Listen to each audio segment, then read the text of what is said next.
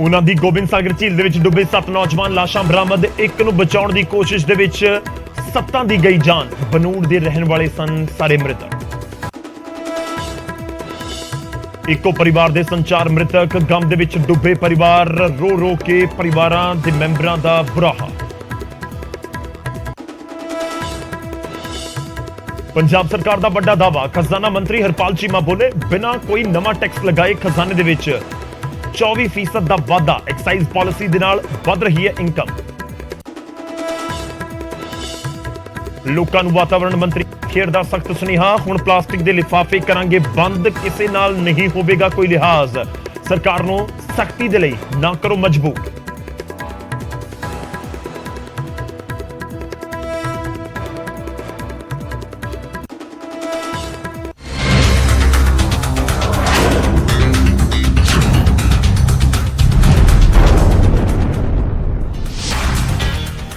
ਸਤਿ ਸ੍ਰੀ ਅਕਾਲ, ਸਵਾਗਤ ਹੈ। ਗੌਰਵ ਸ਼ੁਕਲਾ ਮੈਂ ਹਾਂ ਤੁਹਾਡੇ ਨਾਲ ਹਾਜ਼ਰ ਹਾਂ। ਫਰਕ ਤਾਂ ਪੈਂਦਾ ਹੈ ਲੈ ਕੇ ਪੰਜਾਬ ਦੀ ਹਰ ਛੋਟੀ ਵੱਡੀ ਖਬਰ ਜੋ ਸਿੱਧਾ ਤੁਹਾਡੇ ਨਾਲ ਜੁੜੀ ਹੋਈ ਹੈ।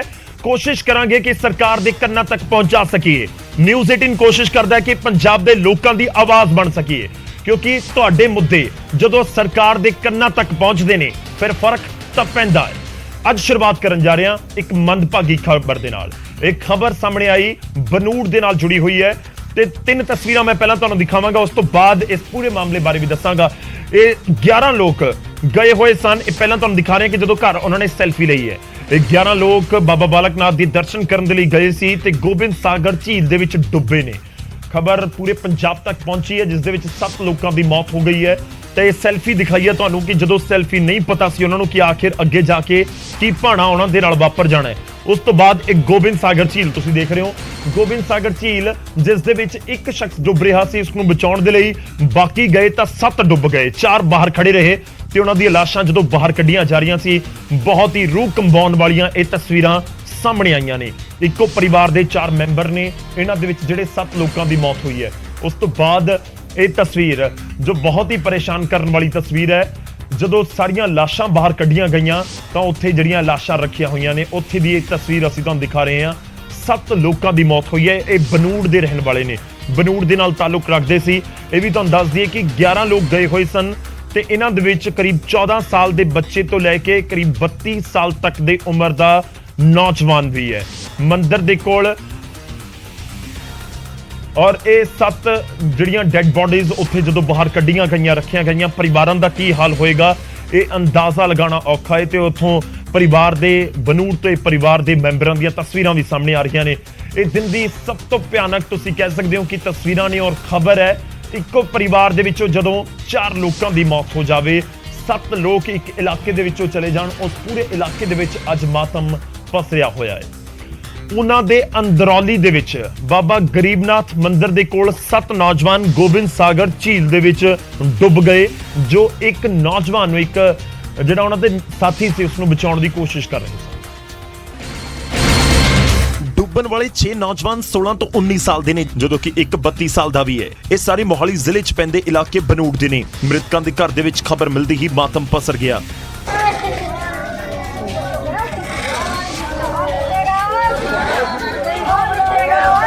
सात डेड बॉडी पानी से निकाली है।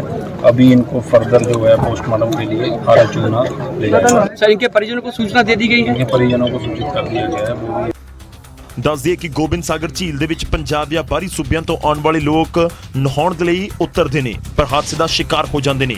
ਜੂਨ ਦੇ ਮਹੀਨੇ ਵਿੱਚ ਵੀ ਇੱਥੇ ਪੰਜਾਬ ਤੋਂ ਆਏ 2 ਨੌਜਵਾਨ ਡੁੱਬ ਗਏ ਸਨ। ਪ੍ਰਸ਼ਾਸਨ ਦੇ ਵੱਲੋਂ ਗੋਬਿੰਦ ਸਾਗਰ ਝੀਲ ਦੇ ਵਿੱਚ ਉਤਰਨ ਦੇ ਉੱਤੇ ਰੋਕ ਲਗਾਈ ਗਈ ਹੈ, ਪਰ ਫਿਰ ਵੀ ਬਾਹਰ ਤੋਂ ਆਉਣ ਵਾਲੇ ਲੋਕ ਪਾਣੀ ਦੇ ਵਿੱਚ ਚਲੇ ਜਾਂਦੇ ਨੇ। ਤੇ ਉਸ ਤੋਂ ਬਾਅਦ ਇਸ ਤਰੀਕੇ ਦਾ ਕੋਈ ਹਾਦਸਾ ਵਾਪਰਦਾ ਹੈ। ਹਾਲਾਂਕਿ ਇਹ ਵੀ ਕਾਬਿਲ ਗੌਰ ਹੈ ਕਿ ਉੱਥੇ ਅੰਦਰ ਜਾਣ ਦੀ, ਝੀਲ ਦੇ ਵਿੱਚ ਨਹਾਉਣ ਤੇ ਪੂਰੀ ਤਰ੍ਹਾਂ ਦੇ ਨਾਲ ਪਾਬੰਦੀ ਹੈ, ਪਰ ਲਗਾਤਾਰ ਅਜਿਹੀਆਂ ਘਟਨਾਵਾਂ ਸਾਹਮਣੇ ਆਉਂਦੀਆਂ ਨੇ। ਗੋਬਿੰਦ ਸਾਗਰ ਝੀਲ ਦੇ ਵਿੱਚ ਡੁੱਬੇ 7 ਦੇ ਵਿੱਚੋਂ 4 ਇੱਕ ਹੀ ਪਰਿਵਾਰ ਦੇ ਮੈਂਬਰ ਸਨ। ਇਹਨਾਂ ਦੇ ਵਿੱਚੋਂ 3 ਭਤੀਜੇ ਅਤੇ 1 ਚਾਚਾ।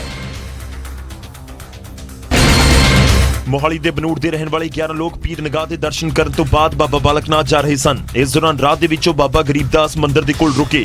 ਇਹਨਾਂ ਦੇ ਵਿੱਚ ਇੱਕ ਨੌਜਵਾਨ ਝੀਲ ਦੇ ਵਿੱਚ ਉਤਰਿਆ ਅਤੇ ਉਸ ਦਾ ਪੈਰ ਤਿਲਕ ਗਿਆ। ਜਿਵੇਂ ਉਹ ਡੁੱਬਣ ਲੱਗਿਆ, ਉਸ ਨੂੰ ਬਚਾਉਣ ਦੇ ਚੱਕਰ ਦੇ ਵਿੱਚ 6 ਹੋਰ ਲੋਕ ਚਲੇ ਗਏ ਤੇ ਉਹ ਵੀ ਡੁੱਬ ਗਏ। तो जैसे एक अंदर चला गया थोड़ा गहरे पानी की और दूसरों ने चैन बनाई उसको और उसी चक्कर में वो सारे चले गए। किस एज ग्रुप के बच्चे एज हैं ग्रुप के मोस्टली तो 14 से 18 के बीच हैं। एक आदमी है वो 30-32 ਸਾਲ ਦਾ ਜੀ। ਨੌਜਵਾਨਾਂ ਦੀ ਡੁੱਬਣ ਦੀ ਖਬਰ ਮਿਲਦੀ ਫੌਰਨ ਰੈਸਕਿਊ ਆਪਰੇਸ਼ਨ ਸ਼ੁਰੂ ਕੀਤਾ ਗਿਆ। ਸਰਚ ਆਪਰੇਸ਼ਨ ਦੇ ਵਿੱਚ ਲੱਗੀਆਂ ਟੀਮਾਂ ਨੇ ਕੁਝ ਹੀ ਘੰਟਿਆਂ ਦੇ ਵਿੱਚ ਸਾਰੀਆਂ 7 ਲਾਸ਼ਾਂ ਨੂੰ ਬਾਹਰ ਕੱਢ ਲਿਆ।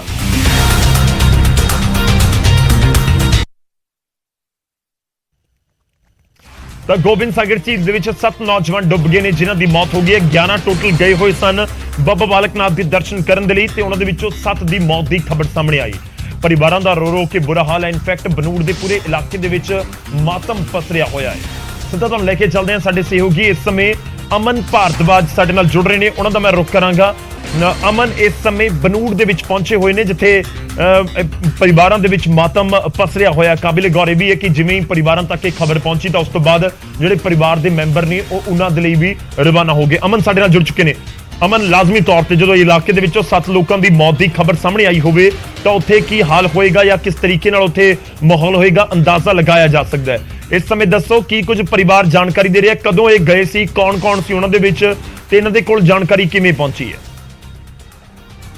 ਗੌਰਵ ਦੇਖੋ, ਇਹ ਜਿਹੜਾ ਬਨੂੜ ਦਾ ਠਾਣਾ ਰੋਡ ਹੈ ਜਿੱਥੇ ਪਰਿਵਾਰ ਰਹਿੰਦੇ ਨੇ ਔਰ ਇੱਥੋਂ ਦੇ 7 ਜਣੇ ਕੁੱਲ ਹੈਗੇ ਨੇ। ਮਹਿਜ਼ ਜੇ ਕਹੀਏ ਤਾਂ 100 ਮੀਟਰ ਦੀ ਦੂਰੀ ਤੇ ਆਪਸੀ ਘਰ ਹੋਣਗੇ ਜਿੱਥੋਂ ਇਹ ਜਿਹੜਾ ਮੈਂ ਘਰ ਦਿਖਾ ਰਿਹਾ ਇਹ 4 ਜਿਨ੍ਹਾਂ 'ਚੋਂ 3 ਨੌਜਵਾਨ, ਇੱਕ ਉਹਨਾਂ ਦੇ ਚਾਚਾ, ਇਹ ਇਸ ਘਰ ਦੇ ਸੀਗੇ। ਔਰ ਇੱਥੋਂ 100 ਮੀਟਰ ਦੀ ਦੂਰੀ ਤੇ ਦੂਜਾ ਘਰ ਹੈ ਜਿੱਥੇ ਦੇ 2 ਲੜਕੇ ਸੀਗੇ ਨੌਜਵਾਨ। ਇੱਕ ਦੀ ਉਮਰ ਮਹਿਜ਼ 17 ਤੋਂ 18 ਸਾਲ ਜਿਸ ਦਾ ਨਾਮ ਵਿਸ਼ਾਲ ਸੀ ਔਰ ਦੂਸਰਾ ਸ਼ਿਵ ਸੀਗਾ ਜੋ ਕਿ 10ਵੀਂ 'ਚ ਪੜ੍ਹਦਾ ਸੀਗਾ। ਔਰ ਦੋਨਾਂ ਦੇ ਪਰਿਵਾਰਾਂ ਨਾਲ ਅਸੀਂ ਗੱਲਬਾਤ ਕੀਤੀ ਤਾਂ ਉਹਨਾਂ ਦਾ ਰੋ ਕੇ ਗੌਰਵ ਬੁਰਾ ਹਾਲ ਹੈ। ਕਾਰਨ ਇਹ ਵੀ ਹੈ ਕਿ ਇੱਕ ਤਾਂ ਵਕਤ ਦੀ ਮਾਰ, ਗਰੀਬੀ, ਉੱਪਰ ਤੇ ਅਜਿਹਾ ਦਰਦ ਕਿ ਇਕਲੌਤਾ ਦੋਨੇ ਪਰਿਵਾਰਾਂ ਦੇ ਇਕਲੌਤੇ ਜਿਹੜੇ ਮੁੰਡੇ ਸੀਗੇ ਨੌਜਵਾਨ, ਹੋਰ ਉਹਨਾਂ ਨੇ ਪੜ੍ਹਾਈ ਕਰਕੇ ਹਲੇ ਅੱਗੇ ਵਧਣਾ ਸੀਗਾ ਤਾਂ ਵਕਤ ਦੀ ਮਾਰ ਤੋਂ ਬਾਅਦ ਅਜਿਹੀ ਮਾਰ ਜਿਹੜੀ ਹੈ ਉਹਨਾਂ ਤੇ ਪਹਾੜ ਢਿਆ ਇੱਕ ਤਰੀਕੇ ਤੇ। ਔਰ ਆਸੇ-ਪਾਸੇ ਦੇ ਲੋਕ ਵੀ, ਰਿਸ਼ਤੇਦਾਰ ਵੀ, ਉਹਨਾਂ ਦਾ ਰੋ ਕੇ ਬੁਰਾ ਹਾਲ ਹੈ। ਗੱਲਬਾਤ ਜੇ ਉਹ ਕੀਤੀ ਵੀ ਤਾਂ ਉਹਨਾਂ ਨੇ ਇਹ ਵੀ ਦੱਸਿਆ ਕਿ ਸਵੇਰੇ 5 ਵਜੇ ਉਹ ਨੈਣਾ ਦੇਵੀ ਦਰਸ਼ਨ ਲਈ ਗਏ ਸੀਗੇ ਔਰ ਉੱਥੋਂ ਉਹਨਾਂ ਨੇ ਵਾਪਸ ਆਉਣਾ ਸੀਗਾ। ਹਾਲਾਂਕਿ ਜਿਨ੍ਹਾਂ ਦੇ ਨਾਲ ਪਹਿਲਾਂ ਗੱਲਬਾਤ ਹੋਈ ਉਹਨਾਂ ਦਾ ਕਹਿਣਾ ਸੀਗਾ ਕਿ ਆਪਸ 'ਚ ਉਹਨਾਂ ਨੇ ਇਕੱਠੇ ਸੋਚਿਆ ਕਿ ਕਰਕੇ ਪਲਾਨ ਕਰਕੇ ਜਾਇਆ ਜਾਵੇ। ਉਸ ਤੋਂ ਬਾਅਦ ਪੜੋਸ ਦੇ ਹੀ ਜਿੱਥੇ ਅਸੀਂ ਹੁਣ ਮੌਜੂਦ ਹਾਂ ਇਹਨਾਂ ਦੇ ਘਰ ਦੇ 4 ਲੋਕ ਸੀਗੇ ਇਕੱਠੇ ਹੋ ਕੇ ਇਹ ਸਭ ਗਏ ਸੀਗੇ। ਹੋਰ ਤੁਸੀਂ ਦੇਖੋ ਕਿ ਉਹਨਾਂ ਦੇ ਦਾਦਾ ਜੀ ਨੇ, ਉਹਨਾਂ ਦੇ ਫਾਦਰ ਇੱਥੇ ਬੈਠੇ ਨੇ, 2 ਸਗੇ ਭਰਾ ਸੀਗੇ ਔਰ ਇੱਕ ਉਹਨਾਂ ਦੇ ਚਾਚਾ। ਹੋਰ ਤੁਹਾਡੇ ਪੋਤਾ ਸੀਗੇ ਜੀ? ਤਿੰਨ ਪੋਤੇ। ਇੱਕ ਮਿੰਟ, ਕਿੰਨੀ ਉਮਰ ਸੀਗੀ ਜੀ? ਹਾਂਜੀ, 3 ਪੋਤੇ ਜੀ। 3 ਕਦੋਂ ਗਏ ਸੀਗੇ ਜੀ ਉਹ? ਸਵੇਰੇ ਗਏ, ਅੱਜ ਸਵੇਰੇ ਗਏ, 6 ਵਜੇ ਗਏ।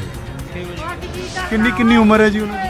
14 ਸਾਲ, 16 ਸਾਲ, 18 ਸਾਲ, ਥੱਲੇ 20 ਸਾਲ ਦੇ। ਕੰਮ ਕਰ ਕੀ ਕਰਦੇ ਸੀਗੇ ਜਿਹੜੇ ਉਹਨਾਂ ਦੇ ਚਾਚਾ ਸੀਗੇ ਤੁਹਾਡੇ ਬੇਟੇ? ਉਹ ਕੰਮ ਕੀ ਕਰਦੇ? ਉਹ ਫੈਕਟਰੀ 'ਚ ਲੱਗੇ ਜੀ, ਸ਼ਰਾਬ ਫੈਕਟਰੀ ਮਿਹਨਤ ਬਹੁਤ ਕਰਦੇ ਜੀ। ਹੋਰ ਕੌਣ ਹੈ ਉਹਨਾਂ ਦੇ ਪਰਿਵਾਰ 'ਚ? ਕੌਣ ਹੈ? ਹਾਂ, ਪਰਿਵਾਰ 'ਚ ਇਹ ਪਿਤਾ ਜੀ ਆ। ਇਸ ਤਰੀਕੇ ਦਾ ਦਰਦ ਹੈ। ਤੁਹਾਨੂੰ ਤਸਵੀਰਾਂ ਜਿਹੜੀਆਂ ਅਸੀਂ ਵਿਖਾ ਰਹੇ ਹਾਂ ਤੁਸੀਂ ਕਿਉਂਕਿ ਕਾਫੀ ਇਹ ਚੀਜ਼ਾਂ ਡਿਸਟਰਬ ਕਰਦੀਆਂ ਗੌਰਵ। ਔਰ ਉਹਨਾਂ ਦੇ ਫਾਦਰ ਵੀ ਨੇ। ਕਿੰਨੀ ਉਮਰ ਸੀਗੀ ਜੀ ਤੁਹਾਡੇ ਬੇਟੇ ਦੀ? ਮਰ ਗਏ 18 ਸਾਲ ਦੇ ਸੀ। ਤੁਹਾਨੂੰ ਕਿਵੇਂ ਪਤਾ ਲੱਗਿਆ? ਦੱਸਿਆ ਕਿਸੇ ਨੇ? ਪ੍ਰਸ਼ਾਸਨ ਨੇ ਦੱਸਿਆ? ਬਸ ਇੱਦਾਂ ਹੀ ਪਤਾ ਲੱਗਿਆ ਵੀ ਉੱਥੋਂ ਵੀ ਇੱਕ ਮੁੰਡਾ ਸੀ, ਫੋਨ ਆਇਆ, ਇੱਕ ਮੁੰਡੇ ਨੂੰ ਕੱਢਣ ਲੱਗੇ ਸੀ, ਦੂਸਰਾ ਵੀ ਉਹਨੂੰ ਕਿ ਮੈਂ ਕੱਢ ਦਿਆਂ ਤੇ ਉਹ ਵੀ ਅੰਦਰ ਗਿਆ, ਤੀਜਾ ਕਹਿੰਦਾ ਮੈਂ ਕੱਢ ਦਿਆਂ, ਉਹ ਵੀ ਗਿਆ। ਸਾਰੇ ਤੁਰ ਗਏ। 2 ਬੰਦੇ ਬਚੇ ਨੇ, ਇੱਕ ਮੇਰਾ ਭਤੀਜਾ ਤੇ ਇੱਕ ਦੂਸਰਾ ਬੰਦਾ ਸਾਡੇ ਪਿੰਡ ਦਾ ਸੀ। 2 ਬੰਦੇ ਬਚੇ ਨੇ। 7 ਬੰਦੇ 7 ਤੁਰ ਗਏ ਸੀ। ਤੇ ਗੌਰਵ ਉਹਨਾਂ ਦੇ ਫਾਦਰ ਨੇ, ਤੁਸੀਂ ਦੇਖੋ ਕਿ ਇਹ ਪਹਿਲਾਂ ਇਹ ਵੀ ਕਿਤੇ ਕੰਮ ਕਰਦੇ ਸੀਗੇ ਦਿਹਾੜੀ ਦਾ, ਪਰ ਐਕਸੀਡੈਂਟ ਹੋਇਆ ਇਹਨਾਂ ਦਾ। ਉਸ ਤੋਂ ਬਾਅਦ ਜੇਕਰ ਗੱਲ ਕਰ ਸਕੋ ਕਦੋਂ ਗੱਲ ਹੋਈ ਸੀ ਆਖਰੀ ਵਾਰ, ਕਿੱਥੇ ਪਹੁੰਚ ਗਏ ਸਨ ਪਰਿਵਾਰਕ ਮੈਂਬਰ ਜੋ ਪਿਤਾ ਲਾਜ਼ਮੀ ਤੌਰ ਤੇ ਬੋਲਣ ਦੀ ਹਾਲਤ 'ਚ ਨਹੀਂ ਹੋਣ? ਅੱਛਾ, ਆਖਰੀ ਵਾਰ ਕਦੋਂ ਗੱਲ ਹੋਈ ਸੀ ਤੁਹਾਡੀ? ਸਵੇਰੇ ਗੱਲ ਹੋਈ ਸੀ? ਦਿਨ 'ਚ ਗੱਲ ਹੋਈ ਸੀ? ਦਿਨ 'ਚ ਗੱਲ ਹੋਈ ਸੀ। ਗੌਰਵ ਗੱਲ ਕਰਨੇ ਦੀ ਹਾਲਤ 'ਚ ਨਹੀਂ। ਦਿਨ 'ਚ ਗੱਲ ਹੋਈ ਸੀ ਇਹਨਾਂ ਦੇ ਬੇਟੇ ਦੀ? ਸਵੇਰੇ ਉਹਨਾਂ ਦੀ ਕੋਈ ਗੱਲ ਨਹੀਂ ਹੋਈ। ਇਸ ਤਰ੍ਹਾਂ ਨਾ ਵੀ ਅਚਾਨਕ ਫੋਨ ਆਇਆ ਉਹਨਾਂ ਦੇ, ਜਿਹੜੇ ਨਾਲ ਬੰਦੇ ਗਏ ਸੀ ਨਾ, ਉਹਨਾਂ ਦਾ ਅਚਾਨਕ ਫੋਨ ਆਇਆ ਵੀ ਇਸ ਤਰ੍ਹਾਂ ਹਾਦਸਾ ਹੋ ਗਿਆ। ਤੇ ਫਿਰ ਉਸ ਤੋਂ ਬਾਅਦ ਇਹ ਤੁਹਾਡੇ ਸਾਹਮਣੇ ਹੀ ਹੈ ਹੁਣ ਬੇਟੇ ਦੇ ਨਾਲ ਦਿਨ 'ਚ ਜਾਂ ਇਹਨਾਂ ਦੇ ਬ੍ਰਦਰ ਨਾਲ ਗੱਲ ਨਹੀਂ ਹੋਈ ਨਾ? ਸ਼ਾਇਦ ਗੱਲ ਹੋਈ ਹੋਵੇ, ਅਸੀਂ ਤਾਂ ਹੁਣੇ ਆਏ ਨਾ, ਸਾਨੂੰ ਇਸ ਗੱਲ ਦਾ ਪਤਾ ਨਹੀਂ। ਪਰਿਵਾਰ ਨਾਲ ਗੱਲ ਹੁੰਦੀ ਹੈ ਜਦੋਂ ਬੱਚੇ ਸਵੇਰੇ ਗਏ ਆ ਯਾਤਰਾ ਤੇ, ਤਾਂ ਗੱਲ ਹੋਈ ਹੋਏਗੀ ਕੋਈ ਕੰਮ ਨਾ। ਕਰ ਕੀ ਕਰਦੇ ਨੇ? Source of funding? ਬਸ ਵਿਚਾਰੇ ਚੋਟ ਲੱਗੀ ਹੋਈ ਜੇ, ਲੱਤ ਰੌੜ ਪਈ ਹੋਈ ਹੈ ਵਿਚਾਰੇ ਦੇ। ਰਾੜ ਪਈ ਹੋਈ ਬੱਚੇ ਪੜ੍ਹਦੇ ਕੁਝ ਜੀ ਜੀ ਅਮਨ, ਸਰਕਾਰ ਨੂੰ ਕੁਝ ਕਹਿਣਾ ਚਾਹੁੰਦੇ ਹੋ? ਸਰਕਾਰ ਨੂੰ ਜਾਂ ਪ੍ਰਸ਼ਾਸਨ ਨੂੰ, ਜਾਂ ਤੁਹਾਡੇ ਜ਼ਿਹਨ 'ਚ ਕੀ ਹੈ? ਸਾਨੂੰ ਇਹ ਹੈ ਵੀ ਵੱਧ ਤੋਂ ਵੱਧ ਇਹਨਾਂ ਦੀ ਹੈਲਪ ਹੋਣੀ ਚਾਹੀਦੀ ਹੈ, ਜੋ ਬਣਦੀ ਕਾਰਵਾਈ ਹੋਣੀ ਚਾਹੀਦੀ ਹੈ। ਗਰੀਬ ਪਰਿਵਾਰ ਹੈ ਜੀ। ਇਹ ਵੀ ਮੰਜੇ ਤੇ ਲੱਤ ਟੁੱਟੀ ਹੋਈ ਹੈ, 2 ਸਾਲ ਹੋ ਗਏ ਮੰਜੇ ਤੇ ਬੈਠੇ ਆਏ ਵੀ। ਰੱਬ ਆਸਰੇ ਖਾੜਾ ਚੱਲ ਰਿਹਾ ਤਾਂ ਬੱਚੇ ਮਾੜੇ ਮੋਟੇ ਸਹਾਰਾ ਦੇਣ ਵਾਲੇ ਹੋ ਚੁੱਕੇ, ਹੁਣ ਉਹ ਵੀ ਨਹੀਂ ਰਹੇ। ਅੱਜ ਪ੍ਰਮਾਤਮਾ ਨੇ ਉਹ ਵੀ ਖੋਲੇ ਹੈ। 2 ਬੇਟੇ ਥੇ, ਦੋਵੇਂ ਬੇਟੇ ਦੋਏ ਖੋਲੇ ਪ੍ਰਮਾਤਮਾ ਨੇ ਅੱਜ। ਹਾਂ, ਇਹ ਤਾਂ ਹੁਣ ਅੱਗੇ ਪਤਾ ਨਹੀਂ ਕਿਸ ਤਰ੍ਹਾਂ ਜ਼ਿੰਦਗੀ ਪਿੱਛੇ ਚੱਲੇਗਾ। ਪਹਿਲੇ ਰੱਬ ਨੇ ਸੱਟਾਂ ਨੂੰ ਮਾਰਿਆ ਵਾ, ਬਹੁਤ ਵਧੀਆ ਬੰਦਾ ਸੀਗਾ, ਕਦੇ ਕਿਸੇ ਦਾ ਮਾੜਾ ਨਹੀਂ ਕਰਿਆਗਾ, ਬਹੁਤ ਵਧੀਆ ਨੇਸ ਬੰਦਾ ਸੀਗਾ। ਅੱਜ ਪ੍ਰਮਾਤਮਾ ਨੇ ਕੁਝ ਨਹੀਂ ਛੱਡਿਆ ਇਹਦੇ ਪੱਲੇ। ਗੌਰਵ, ਇਹ ਤੁਸੀਂ ਦੇਖੋ ਉਹਨਾਂ ਦੇ ਰਿਸ਼ਤੇਦਾਰ ਜਾਂ ਆਸ ਪੜੋਸ ਦੇ ਜਿਹੜੇ ਲੋਕ ਨੇ ਉਹ ਆਏ ਨੇ, ਜੀ, ਹਾਲਾਂਕਿ ਉਹ ਖੁਦ ਜੀ। ਗੱਲ ਕਰਨ ਦੀ ਹਾਲਤ 'ਚ ਨਹੀਂ ਹੈ ਕਿਉਂਕਿ ਤਸਵੀਰਾਂ ਅਸੀਂ ਦਿਖਾ ਰਹੇ ਹਾਂ, ਉਹਨਾਂ ਤੋਂ ਬੋਲੇ ਵੀ ਨਹੀਂ ਜਾ ਰਹਾ। ਔਰ 2 ਬੇਟੇ ਸੀਗੇ, ਦੋਨਾਂ ਦੀ ਹੀ ਅਨਫੋਰਚੂਨੇਟਲੀ ਜਿਹੜੀ ਹੈ ਉਹ ਡੈਥ ਹੋਈ ਹੈ। ਔਰ ਆਖਰੀ ਵਾਰ ਕਦੋਂ ਗੱਲ ਹੋਈ ਇਹ ਵੀ ਕਹਿ ਰਹੇ ਨੇ ਕਿ ਦਿਨ 'ਚ ਹੋ ਹੀ ਸਕਦਾ, ਲੇਕਿਨ ਜਿਹੜੇ ਨਾਲ ਗਏ ਨੇ ਉਹਨਾਂ ਦੇ ਨਾਲ ਗੱਲਬਾਤ ਉਹਨਾਂ ਨੇ ਜਾਣਕਾਰੀ ਹੈ ਦਿੱਤੀ ਹੈ। ਹੋਰ ਇਹ ਗੌਰਵ ਤਸਵੀਰਾਂ ਨੇ, ਅਸੀਂ ਜਿਹੜੇ ਉਹਨਾਂ ਦੇ ਘਰ ਮੌਜੂਦ ਹਾਂ ਕਿਉਂਕਿ 4 ਜਣੇ ਸੀਗੇ, ਇੱਕ ਇਹਨਾਂ ਦੇ ਬ੍ਰਦਰ ਔਰ 2 ਇਹਨਾਂ ਦੇ ਬੇਟੇ। ਬਾਕੀ ਦੂਸਰਾ ਵੀ ਜਿਹੜੇ 2 ਪਰਿਵਾਰ ਨੇ ਉਹਨਾਂ ਦੀ ਵੀ ਇਸ ਤਰੀਕੇ ਦੀ ਹੀ ਹਾਲਤ ਹੈ। ਔਰ ਦੇਖੋ ਹਲੇ ਵੀ ਜੋ ਰਿਸ਼ਤੇਦਾਰ ਆ ਰਹੇ ਨੇ ਉਹ ਉਹਨਾਂ ਦਾ ਰੋ ਕੇ ਇਸ ਤਰੀਕੇ ਦੇ ਨਾਲ ਬੁਲਾ ਹਾਲ ਹੈ। ਇਹ ਹਾਲਾਤ ਨੇ ਗੌਰਵ। ਹੋਰ ਇੱਕ ਇਹ ਕਹਿਣਾ ਜ਼ਰੂਰ ਹੈ ਕਿ 2 ਸਾਲ ਤੋਂ ਘਰ ਸੀਗੇ, ਕੋਈ ਰੁਜ਼ਗਾਰ ਨਹੀਂ ਹੈ, ਕੋਈ ਮਤਲਬ ਕੰਮਕਾਰ ਨਹੀਂ ਕਰਦੇ। ਜਦੋਂ ਬੱਚੇ ਉਸ ਉਮਰ ਦੇ ਹੋਏ ਕਿ ਕੋਈ ਸਹਾਰਾ ਬਣੇ ਤਾਂ ਦੋਨੇ ਬੇਟੇ ਸੀਗੇ, ਦੋਨੋਂ ਦੀ ਜਿਹੜੀ ਹੈ ਉਹ ਮੌਤ ਹੋ ਗਈ ਹੈ। ਔਰ ਸਰਕਾਰ ਤੋਂ ਇੱਕ ਉਮੀਦ ਜ਼ਰੂਰ ਹੁੰਦੀ ਹੈ ਕਿਉਂਕਿ ਕੋਈ ਵੀ ਵਸਨੀਕ ਹੈ ਉਹ ਜਿਹੜੀ ਲੋਕਲ ਪ੍ਰਸ਼ਾਸਨ ਜਾਂ ਸਰਕਾਰ ਹੁੰਦੀ ਹੈ ਉਹ ਇਸ ਲਈ ਹੁੰਦੀ ਹੈ ਕਿ ਜਿਹੇ ਅਜੇ ਸਮੇਂ 'ਚ ਬਾਂਹ ਫੜੇ, ਕਿਉਂਕਿ ਜਿੰਨੇ ਪਰਿਵਾਰਾਂ ਨਾਲ ਅਸੀਂ ਗੱਲਬਾਤ ਕੀਤੀ ਹੈ 6 ਤੋਂ 7 ਜਿਨ੍ਹਾਂ ਦੀ ਮੌਤ ਹੋਈ ਹੈ, ਤਾਂ ਇੱਕ ਤਾਂ ਪਹਿਲਾ ਗਰੀਬ ਉੱਪਰ ਤੇ ਵਕਤ ਦੀ ਮਾਰ ਜਿਹੇ ਘਰ ਦੇ ਹਾਲਾਤ ਨੇ, ਕੋਈ ਰੁਜ਼ਗਾਰ ਨਹੀਂ ਹੈ। ਜਿਹੜੇ ਬੇਟੇ ਜਿੰਨੇ ਸੀਗੇ 16 ਸਾਲ, ਕੋਈ 17 ਸਾਲ, ਕੋਈ 18 ਸਾਲ, ਹਲੇ ਉਹਨਾਂ ਨੇ ਇਸ ਦੌਰ 'ਚ ਪੈਰ ਰੱਖਣਾ ਸੀਗਾ ਕਿ ਆਪਣੇ ਦਾਦੇ ਉਹਨਾਂ ਦਾ, ਆਪਣੇ ਮਾਂ-ਬਾਪ ਦਾ ਸਹਾਰਾ ਬਣਦੇ, ਲੇਕਿਨ ਪਹਾੜ ਇਹਨਾਂ ਤੇ ਢਹਿ ਹੈ ਜੋ ਇਹਨਾਂ ਦੇ ਨਾਲ ਬਿਲਕੁਲ ਲਾਜ਼ਮੀ ਤੌਰ ਤੇ ਜੀ। ਬਿਲਕੁਲ ਅਮਨ, ਸ਼ੁਕਰੀਆ, ਧੰਨਵਾਦ ਸਾਡੇ ਨਾਲ ਜੁੜਨ ਦੇ ਲਈ, ਇਸ ਪੂਰੀ ਗੱਲਬਾਤ ਦੇ ਲਈ। ਤਾਂ ਬੜਾ ਔਖਾ ਸਮਾਂ ਇਹਨਾਂ ਪਰਿਵਾਰਾਂ ਦੇ ਲਈ, ਔਰ ਕਹਿੰਦੇ ਨੇ ਨਾ ਕਿ ਬੈਠੇ ਬਿਠਾਏ ਕਿਸ ਤਰੀਕੇ ਨਾਲ ਇਹ ਭਾਣਾ ਵਰਤ ਗਿਆ। ਸਵੇਰ ਦੇ ਸਮੇਂ ਜਦੋਂ ਘਰੋਂ ਨਿਕਲੇ ਨੇ ਇਹ ਬੱਚੇ ਇਹਨਾਂ ਦੇ, ਤਾਂ ਉਸ ਸਮੇਂ ਕਿਸੇ ਨੇ ਸੋਚਿਆ ਵੀ ਨਹੀਂ ਹੋਏਗਾ, ਖਾਬੋ ਖਿਆਲ 'ਚ ਨਹੀਂ ਹੋਏਗਾ ਕਿ ਸ਼ਾਮ ਹੁੰਦੇ ਹੁੰਦੇ ਕਿਵੇਂ ਦੁਨੀਆ ਬਦਲ ਜਾਏਗੀ। ਇਹਨਾਂ ਪਰਿਵਾਰਾਂ ਦੀ ਬਹੁਤ ਬੁਰਾ ਹਾਲ ਇਸ ਸਮੇਂ। ਲਾਜ਼ਮੀ ਤੌਰ ਤੇ ਜਦੋਂ ਘਰ ਦੇ ਵਿੱਚੋਂ ਜਵਾਨ ਪੁੱਤ ਚਲੇ ਜਾਣ, ਜਵਾਨ ਜੀ ਚਲੇ ਜਾਣ, ਤਾਂ ਫਿਰ ਉਸ ਤੋਂ ਬਾਅਦ ਇਸ ਤਰੀਕੇ ਦੀ ਸਥਿਤੀ ਹੋਣੀ ਸੁਭਾਵਿਕ ਹੈ। ਇਸ ਸਭ ਦੇ ਵਿਚਾਲੇ ਮੁੱਖ ਮੰਤਰੀ ਭਗਵੰਤ ਮਾਨ ਹੋਰਾਂ ਦੇ ਵੱਲੋਂ ਵੀ ਟਵੀਟ ਕਰਕੇ ਪੂਰੇ ਹਾਦਸੇ ਦੇ ਉੱਤੇ ਦੁੱਖ ਦਾ ਪ੍ਰਗਟਾਵਾ ਕੀਤਾ ਗਿਆ। ਉਹਨਾਂ ਨੇ ਆਪਣੇ ਟਵੀਟ ਦੇ ਵਿੱਚ ਲਿਖਿਆ, ਉਹ ਵੀ ਤੁਹਾਨੂੰ ਦਿਖਾ ਰਹੇ ਹਾਂ। ਉਹਨਾਂ ਨੇ ਲਿਖਿਆ ਕਿ ਬਾਬਾ ਬਾਲਕ ਨਾਥ ਜਾਂਦੇ ਸਮੇਂ ਗੋਬਿੰਦ ਸਾਗਰ ਝੀਲ ਦੇ ਵਿੱਚ ਨਹਾਉਣ ਦੇ ਲਈ ਰੁਕੇ ਪੰਜਾਬ 'ਚੋਂ ਬਨੂੜ ਦੇ 7 ਨੌਜਵਾਨਾਂ ਦੇ ਡੁੱਬਣ ਦੀ ਦੁਖਦਾਈ ਖਬਰ ਮਿਲੀ। ਪਰਿਵਾਰਾਂ ਦੇ ਨਾਲ ਦਿਲੋਂ ਹਮਦਰਦੀ ਪ੍ਰਗਟ ਕਰਦਾ ਹਾਂ। ਪਰਮਾਤਮਾ ਅੱਗੇ ਅਰਦਾਸ, ਵਿਛੜੀਆਂ ਰੂਹਾਂ ਨੂੰ ਆਤਮਿਕ ਸ਼ਾਂਤੀ ਬਖਸ਼ਣ, ਪਰਿਵਾਰਾਂ ਨੂੰ ਭਾਣਾ ਮੰਨਣ ਦਾ ਬਲ ਬਖਸ਼ਣ। ਤੇ ਨਾਲ ਹੀ ਹਿਮਾਚਲ ਦੇ ਮੁੱਖ ਮੰਤਰੀ ਜੈਰਮ ਠਾਕੁਰ ਦੇ ਵੱਲੋਂ ਵੀ ਟਵੀਟ ਕੀਤਾ ਗਿਆ ਤੇ ਉਹਨਾਂ ਨੇ ਆਪਣੇ ਟਵੀਟ ਦੇ ਵਿੱਚ ਲਿਖਿਆ ਕਿ ਗੋਬਿੰਦ ਸਾਗਰ ਝੀਲ ਦੇ ਵਿੱਚ 7 ਨੌਜਵਾਨਾਂ ਦੇ ਡੁੱਬਣ ਦੇ ਨਾਲ ਮੌਤ ਦੀ ਖਬਰ ਨਾਲ ਦੁਖੀ ਹਾਂ। ਪਰਮਾਤਮਾ ਵਿਛੜੀਆਂ ਰੂਹਾਂ ਨੂੰ ਆਪਣੇ ਚਰਨਾਂ ਦੇ ਵਿੱਚ ਨਿਵਾਸ ਬਖਸ਼ਣ ਤੇ ਪਰਿਵਾਰ ਨੂੰ ਦੁੱਖ ਦੀ ਘੜੀ ਦੇ ਵਿੱਚ ਹਿੰਮਤ ਦੇਣ।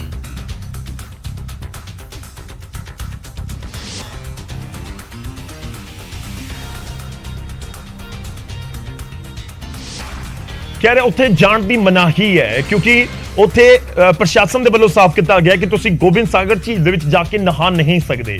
ਤੇ ਜਿਹੜੇ 11 ਲੋਕ ਗਏ ਹੋਏ ਸਨ ਉਹਨਾਂ ਦੇ ਵਿੱਚੋਂ ਇੱਕ ਜਾ ਕੇ ਉੱਥੇ ਨਹਾਉਣ ਲੱਗ ਪਿਆ ਤੇ ਉਸ ਤੋਂ ਬਾਅਦ ਉਹ ਅੱਗੇ ਚਲਾ ਗਿਆ। ਹਾਲਾਂਕਿ ਇਹ ਵੀ ਕਿਹਾ ਜਾ ਰਿਹਾ ਕਿ ਕਈ ਹੋਰ ਵੀ ਸੀ ਤੇ ਇੱਕ ਕਾਫੀ ਅੱਗੇ ਚਲਾ ਗਿਆ ਤੇ ਉਸ ਨੂੰ ਬਚਾਉਣ ਦੇ ਸਮੇਂ ਇਹ ਹਾਦਸਾ ਵਾਪਰ ਗਿਆ। ਖੈਰ, ਛੋਟੀ ਜਿਹੀ ਲਾਪਰਵਾਹੀ ਜਦੋਂ ਜ਼ਿੰਦਗੀ ਦੇ ਉੱਤੇ ਭਾਰੀ ਪੈ ਜਾਵੇ ਫਿਰ ਫਰਕ ਤਾਂ ਪੈਂਦਾ ਹੈ।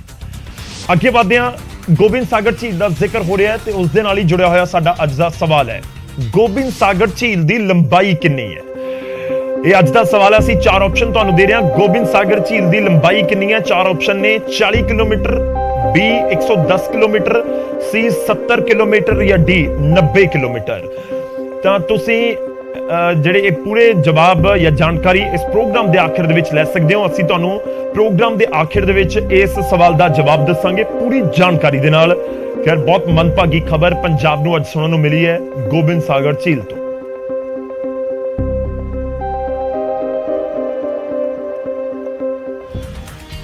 ਹੁਣ ਅੱਗੇ ਵਧਦੇ ਹਾਂ, ਅਗਲੀ ਖਬਰ ਤੇ ਰੁਕ ਕਰਦੇ ਹਾਂ ਤੇ ਖਬਰ ਮਾਲਵੇ ਤੋਂ। ਮਾਲਵੇ ਦੇ ਕਈ ਜ਼ਿਲ੍ਹਿਆਂ ਦੇ ਵਿੱਚ ਇਸ ਸਮੇਂ ਹੜ੍ਹ ਵਰਗੇ ਹਾਲਾਤ ਨੇ। ਮਲੋਟ ਦਾ ਔਲਖ ਪਿੰਡ ਵੀ ਤਕਰੀਬਨ ਪਾਣੀ ਦੇ ਵਿੱਚ ਡੁੱਬਿਆ ਹੋਇਆ ਹੈ। ਦਰਅਸਲ ਪਿੰਡ ਦੇ ਵਿੱਚ ਬਣੇ 3 ਤਲਾਬ ਮੀਂਹ ਤੋਂ ਬਾਅਦ ਓਵਰਫਲੋ ਨੇ। ਹਾਲ ਇਹ ਹੈ ਕਿ ਪਿੰਡ ਦੇ ਵਿੱਚ ਕਈ ਥਾਵਾਂ ਦੇ ਉੱਤੇ ਪਾਣੀ ਲੱਕ ਤੱਕ ਪਹੁੰਚ ਚੁੱਕਿਆ ਹੈ। ਕਈ ਏਕੜ ਫਸਲ ਬਰਬਾਦ ਹੋ ਚੁੱਕੀ ਹੈ। ਕਈ ਘਰਾਂ ਦੇ ਵਿੱਚ ਪਾਣੀ ਵੜ ਚੁੱਕਿਆ ਹੈ। ਜਿੱਥੇ ਤੱਕ ਨਜ਼ਰ ਜਾਂਦੀ ਹੈ ਬਸ ਪਾਣੀ ਹੀ ਪਾਣੀ ਨਜ਼ਰ ਆਉਂਦਾ ਹੈ। ਉਧਰ ਪਿੰਡ ਦੇ ਲੋਕ ਆਪਣੇ ਪੱਧਰ ਦੇ ਉੱਤੇ ਪਾਣੀ ਨੂੰ ਰੋਕਣ ਦੇ ਵਿੱਚ ਲੱਗੇ ਹੋਏ ਨੇ ਤਾਂ ਕਿ ਜ਼ਿਆਦਾ ਨੁਕਸਾਨ ਨਾ ਹੋਵੇ। ਮੀਂਹ ਨੇ ਬੁਰਾ ਹਾਲ ਕਰ ਰੱਖਿਆ ਜੀ, ਮਕਾ ਛੱਤਾਂ ਡਿੱਗਣ ਵਾਲੀਆਂ ਹੋਈਆਂ। ਆਪ ਕੋਈ ਪਿੰਡ ਦਾ ਬੰਦਾ ਕੋਈ ਨਹੀਂ, ਸਿਰਫ ਆਪ ਨੂੰ ਕਰਨਾ ਪੈਂਦਾ ਸਾਰਾ ਕੁਝ। ਮਿੱਟੀ ਵੀ ਆਪਦੇ ਪੱਲੋਂ ਪਾਈਏ। ਪਾਣੀ ਨਿਕਾਸੀ ਦਾ ਕੋਈ ਪ੍ਰਬੰਧ ਨਹੀਂ ਜੀ। ਇਹ ਹੁਣ ਘਰ ਦੇ ਵਿੱਚ ਹੀ ਬੜਿਆ ਤੂੰ? ਪਾਣੀ ਅੰਦਰ ਤੱਕ ਵੜਿਆ, ਇਹ ਖੁੰਝੇ ਤੱਕ ਵੜਿਆ, ਅੰਦਰ ਹੀ ਵੜ ਕੇ ਕੱਲ ਕੱਢਿਆ, ਅੱਗੇ ਅੰਦਰ ਫੇਰ ਬੰਨ ਲੱਗਿਆ ਹੋਇਆ ਇੱਕ। ਮਲੋਟ ਦੇ ਕਈ ਪਿੰਡਾਂ ਦੇ ਵਿੱਚ ਇਸ ਤਰ੍ਹਾਂ ਦੇ ਹਾਲਾਤ ਨੇ। ਪਾਣੀ ਭਰਨ ਦੀ ਵਜ੍ਹਾ ਦੇ ਨਾਲ ਪਾਣੀ ਦੀ ਨਿਕਾਸੀ ਨਹੀਂ ਹੋ ਰਹੀ। ਪਿੰਡ ਵਾਲਿਆਂ ਦਾ ਇਲਜ਼ਾਮ ਹੈ ਕਿ ਪ੍ਰਸ਼ਾਸਨ ਵੀ ਕੋਈ ਸਾਰ ਨਹੀਂ ਲੈ ਰਿਹਾ। ਤਾਂ ਪਿੰਡ ਪਾਣੀ ਹੋਇਆ ਨਜ਼ਰ ਆ ਰਿਹਾ। ਉਧਰ ਅਕਾਲੀ ਦਲ ਦੇ ਪ੍ਰਧਾਨ ਸੁਖਬੀਰ ਸਿੰਘ ਬਾਦਲ ਨੇ ਲੰਬੀ ਤੇ ਫਾਜ਼ਿਲਕਾ ਦੇ ਵਿੱਚ ਹੜ੍ਹ ਪ੍ਰਭਾਵਿਤ ਇਲਾਕਿਆਂ ਦਾ ਦੌਰਾ ਕੀਤਾ। ਪ੍ਰਭਾਵਿਤ ਕਿਸਾਨਾਂ ਦੇ ਨਾਲ ਮੁਲਾਕਾਤ ਕੀਤੀ ਤੇ ਪਾਣੀ ਦੀ ਨਿਕਾਸੀ ਦੇ ਲਈ ਲੋੜੀਂਦਾ ਸਮਾਨ ਮੁਹੱਈਆ ਵੀ ਕਰਵਾਇਆ। ਲੰਬੀ ਤੇ ਮਲੋਟ ਦੇ ਕਈ ਪਿੰਡ ਹੜ੍ਹਾਂ ਦੀ ਮਾਰ ਹੇਠ ਨੇ। ਕਿਸਾਨਾਂ ਦੀ ਹਜ਼ਾਰਾਂ ਏਕੜ ਫਸਲ ਬਰਬਾਦ ਹੋ ਚੁੱਕੀ ਹੈ, ਜਿਨ੍ਹਾਂ ਦੀ ਸਾਰ ਲੈਣ ਦੇ ਲਈ ਅਕਾਲੀ ਦਲ ਦੇ ਪ੍ਰਧਾਨ ਸੁਖਬੀਰ ਸਿੰਘ ਬਾਦਲ ਪਹੁੰਚੇ। ਲੋਕਾਂ ਦੀਆਂ ਸਮੱਸਿਆਵਾਂ ਸੁਣੀਆਂ, ਨਾਲ ਹੀ ਪਿੰਡ ਵਾਸੀਆਂ ਨੂੰ ਵਾਟਰ ਪੰਪ ਵੀ ਦਿੱਤੇ ਜਿਸ ਨਾਲ ਪਾਣੀ ਦੀ ਨਿਕਾਸੀ ਹੋ ਸਕੇ। ਮੋਟਰਾਂ ਤੇ ਪੰਪ ਜਿੰਨੇ ਪਿੰਡਾਂ 'ਚ ਗਏ ਸਾਰੇ ਤਰਫੋਂ ਅਸੀਂ ਆਪਣੇ ਕੋਲੋਂ ਹੀ ਭੇਜ ਰਹੇ ਹਾਂ ਕਿ ਪਾਣੀ ਕੱਢਿਆ ਜਾਏ। ਤਕਰੀਬਨ ਕੱਲ ਤੱਕ 15-20 ਪਿੰਡਾਂ ਵਿੱਚ ਪੰਪ ਤੇ ਪਾਈਪਾਂ ਤੇ ਪੱਖੇ ਅਸੀਂ ਆਪਣੀ ਪਾਰਟੀ ਤਰਫੋਂ ਆਪਣੇ ਤਰਫੋਂ ਦੇ ਕੇ। ਉੱਥੇ ਸਥਾਨਕ ਲੋਕਾਂ ਨੇ ਵੀ ਆਪਣੀ ਦਾਸਤਾਨ ਬਿਆਨ ਕੀਤੀ। ਪ੍ਰਸ਼ਾਸਨ ਤੇ ਸਾਰ ਨਾ ਲੈਣ ਦੇ ਇਲਜ਼ਾਮ ਵੀ ਲਗਾਏ। ਰਸਤਾ ਪਿੰਡ ਦਾ ਇਹੋ ਜਿਹਾ ਨਹੀਂ ਜਿਹੜਾ ਚੱਲ ਰਿਹਾ ਹੋਏ। ਸਾਰੀਆਂ ਗਲੀਆਂ ਬੰਦ ਹੈ ਤੇ ਸਾਰੇ ਖੇਤਾਂ 'ਚ ਪਾਣੀ ਭਰ ਗਿਆ, ਪਰ ਸਾਡੀ ਸਾਰ ਲੈਣ ਕੋਈ ਨਹੀਂ ਆਇਆ। ਫਿਰ ਅਸੀਂ ਸੁਖਬੀਰ ਸਿੰਘ ਨੂੰ ਫੋਨ ਕਰਕੇ ਰਿਕੁਐਸਟ ਕਰੀ, ਸਾਡਾ ਤੁਸੀਂ ਬਾਂਹ ਫੜੋ ਜੀ। ਸੁਖਬੀਰ ਬਾਦਲ ਵੱਲੋਂ ਲੰਬੀ ਇਲਾਕੇ ਦੇ ਵੱਖ-ਵੱਖ ਪਿੰਡਾਂ ਦਾ ਦੌਰਾ ਕੀਤਾ ਗਿਆ ਤੇ ਹਰ ਸੰਭਵ ਮਦਦ ਦਾ ਭਰੋਸਾ ਵੀ ਦਿੱਤਾ ਗਿਆ। ਤਾਂ ਪੰਜਾਬ ਦੇ ਵੱਖ-ਵੱਖ ਹਿੱਸਿਆਂ ਦੇ ਵਿੱਚ ਪਏ ਮੀਂਹ ਦਾ ਅਸਰ ਜਿੱਥੇ ਫਸਲਾਂ ਦੇ ਉੱਤੇ ਨਜ਼ਰ ਆਇਆ ਤਾਂ ਉੱਥੇ ਸੜਕਾਂ ਤੇ ਵੀ ਨਜ਼ਰ ਆਇਆ। ਖਬਰ ਨਵਾਂ ਸ਼ਹਿਰ ਤੋਂ। ਨਵਾਂ ਸ਼ਹਿਰ ਦੇ ਰਾਹੋਂ ਤੋਂ ਮੱਤੇਵਾੜਾ ਜਾਣ ਵਾਲੀ ਸੜਕ ਕੁਝ ਮਹੀਨੇ ਪਹਿਲਾਂ ਬਣਾਈ ਗਈ ਸੀ, ਪਰ ਮੀਂਹ ਤੋਂ ਬਾਅਦ ਸੜਕ ਦਾ ਜੋ ਹਾਲ ਹੋਇਆ ਉਸ ਤੋਂ ਇਹ ਲੱਗਦਾ ਹੈ ਕਿ ਇਹ ਸੜਕ ਜਿਵੇਂ ਬਹੁਤ ਪੁਰਾਣੀ ਹੋਵੇ ਜਾਂ ਸੜਕ ਬਣੀ ਹੀ ਨਾ ਹੋਵੇ।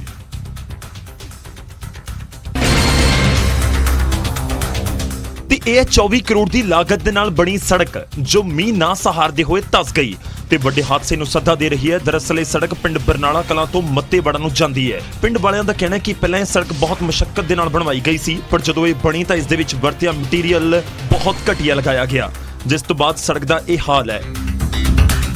ਔਰ 24 ਕਰੋੜ ਦੀ ਲਾਗਤ ਦੇ ਨਾਲ ਬਣੀ ਹੈਗੀ ਇਹ ਸੜਕ, ਔਰ ਜਿਹਦੇ ਵਿੱਚ ਬਹੁਤ ਕਮੀਆਂ ਆ ਜਿਹੜੀਆਂ ਕਿ ਜਿਨ੍ਹਾਂ ਨੇ ਇਹਨਾਂ ਨੂੰ ਠੇਕਾ ਦਿੱਤਾ ਹੈ ਕਿ ਉਹਨਾਂ ਨੂੰ ਕਿਹਾ ਨਹੀਂ, ਦੱਸਣਾ ਚਾਹੀਦਾ ਸੀ ਵੀ ਇਸ ਤਰੀਕੇ ਦੇ ਨਾਲ ਜਾਂ ਤੁਹਾਨੂੰ ਇੰਨਾ ਪੈਸਾ ਦਿੱਤਾ ਹੈ ਤੇ ਉਹਨੂੰ ਤਰੀਕੇ ਦੇ ਨਾਲ ਬਣਾਉਂਦੇ। ਉਧਰ ਪੀਡਬਲਿਊਡੀ ਵਿਭਾਗ ਇਸ ਦੇ ਉੱਤੇ ਆਪਣੀ ਸਫਾਈ ਦੇ ਰਿਹਾ ਹੈ। ਆਪਣੀ ਗਲਤੀ ਨੂੰ ਲੁਕਾਉਣ ਦੀ ਕੋਸ਼ਿਸ਼ ਵੀ ਕਿਤੇ ਨਾ ਕਿਤੇ ਨਜ਼ਰ ਆਉਂਦੀ ਹੈ।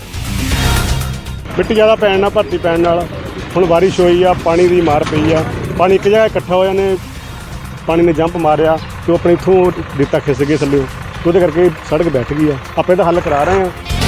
ਕਿਤੇ ਮੀਂਹ ਦੇ ਵਿੱਚ ਸੜਕਾਂ ਬਣਦੀਆਂ ਨੇ ਤਾਂ ਕਿਤੇ ਮੀਂਹ ਦੇ ਵਿੱਚ ਸੜਕਾਂ ਧਸ ਜਾਂਦੀਆਂ ਨੇ ਤੇ ਦੋਵਾਂ ਦੇ ਵਿੱਚ ਨਾਕਾਮੀ ਇੱਕ ਹੀ ਵਿਭਾਗ ਦੀ ਸਾਹਮਣੇ ਆਉਂਦੀ ਹੈ। ਪਰ ਗਲਤੀ ਸੁਧਾਰਨ ਦੀ ਥਾਂ ਇਲਜ਼ਾਮ ਤਰਾਸ਼ੀਆਂ ਦਾ ਦੌਰ ਜਾਰੀ ਹੈ।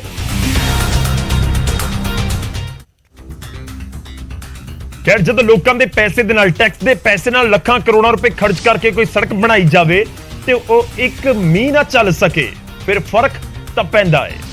ਉਧਰ ਆਏ ਦਿਨ ਪੰਜਾਬ ਸਰਕਾਰ ਦੇ ਵੱਲੋਂ ਪੰਚਾਇਤੀ ਜ਼ਮੀਨਾਂ ਛੁਡਵਾਈਆਂ ਜਾ ਰਹੀਆਂ ਨੇ, ਜਿਸ ਨੂੰ ਲੈ ਕੇ ਕਾਂਗਰਸੀ ਐਮਪੀ ਮਨੀਸ਼ ਤਿਵਾੜੀ ਨੇ ਪੰਜਾਬ ਸਰਕਾਰ ਦੇ ਉੱਤੇ ਗੰਭੀਰ ਇਲਜ਼ਾਮ ਲਗਾਏ ਨੇ।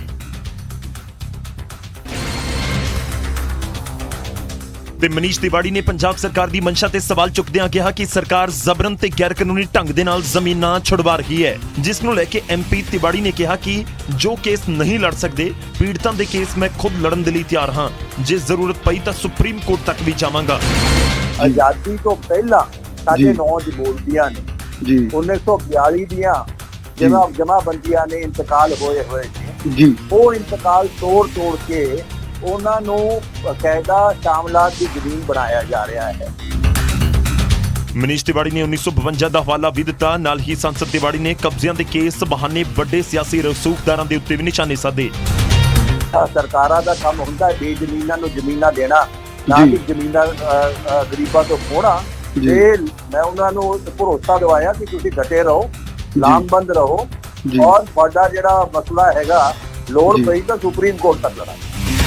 ਦੱਸ ਦਈਏ ਕਿ ਲੰਘੇ ਦਿਨੀ ਹੀ ਪੰਜਾਬ ਸਰਕਾਰ ਨੇ ਚੰਡੀਗੜ੍ਹ ਨੇੜੇ 2828 ਏਕੜ ਜ਼ਮੀਨ ਦਾ ਕਬਜ਼ਾ ਛੁਡਵਾਉਣ ਦਾ ਦਾਅਵਾ ਕੀਤਾ ਸੀ। ਹੁਣ ਤੱਕ ਪੂਰੇ ਪੰਜਾਬ 'ਚ 9053 ਏਕੜ ਜ਼ਮੀਨ ਛੁਡਵਾਉਣ ਦਾ ਦਾਅਵਾ ਕੀਤਾ ਜਾਂਦਾ ਹੈ।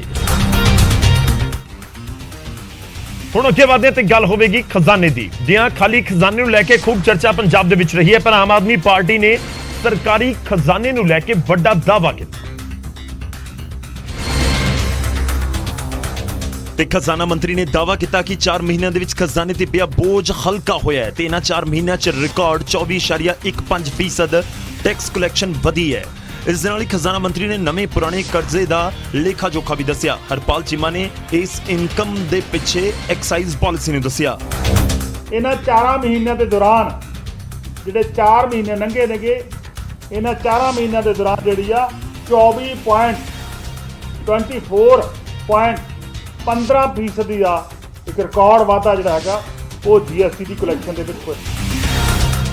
ਉਧਰ ਪੰਜਾਬ ਦੇ ਖਜ਼ਾਨਾ ਮੰਤਰੀ ਨੇ ਟੈਕਸ ਕਲੈਕਸ਼ਨ ਵਧਣ ਦਾ ਜ਼ਿਕਰ ਕੀਤਾ ਹੈ ਤਾਂ ਅਰਵਿੰਦ ਕੇਜਰੀਵਾਲ ਨੇ ਵੀ ਟਵੀਟ ਕੀਤਾ ਅਤੇ ਉਹਨਾਂ ਨੇ ਆਪਣੇ ਟਵੀਟ ਦੇ ਵਿੱਚ ਲਿਖਿਆ ਕਿ ਪੰਜਾਬ ਦੇ ਲੋਕਾਂ ਨੂੰ ਬਿਜਲੀ ਫ੍ਰੀ ਕਰਨ ਦਾ ਪੂਰੇ ਸਾਲ ਦਾ ਖਰਚਾ ਨਿਕਲ ਆਇਆ।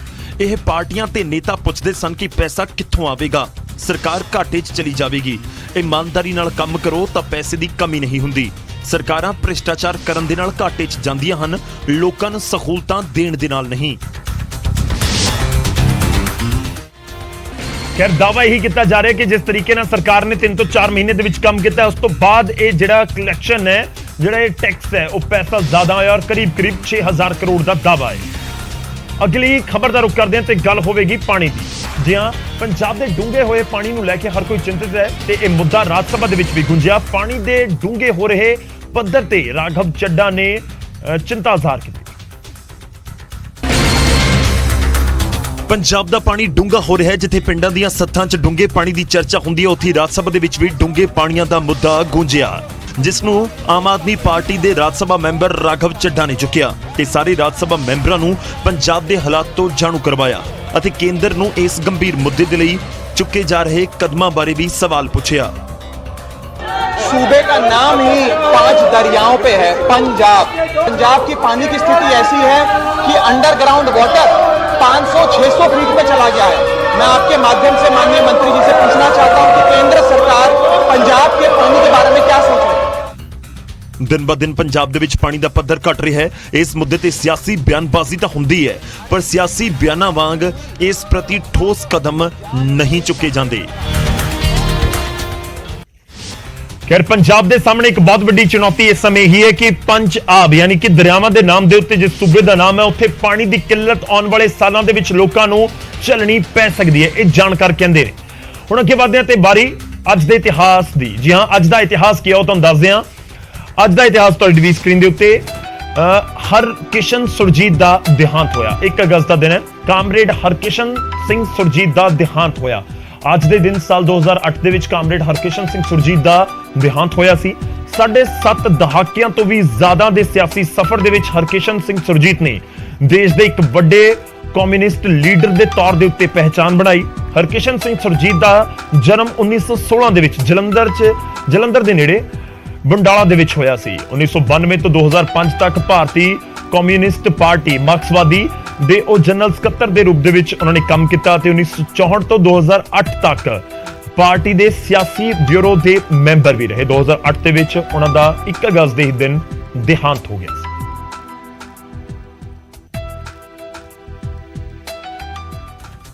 ਖਬਰ ਜੋ ਮੁੱਦਾ ਬਣੇ ਦੇ ਵਿੱਚ ਵੇਲਾ ਇੱਕ ਛੋਟੇ ਜਿਹੇ ਬ੍ਰੇਕ ਦਾ ਹੋ ਚੱਲਿਆ, ਵਾਪਸ ਆਵਾਂਗੇ ਕੁਝ ਹੋਰ ਖਬਰਾਂ ਦੇ ਨਾਲ।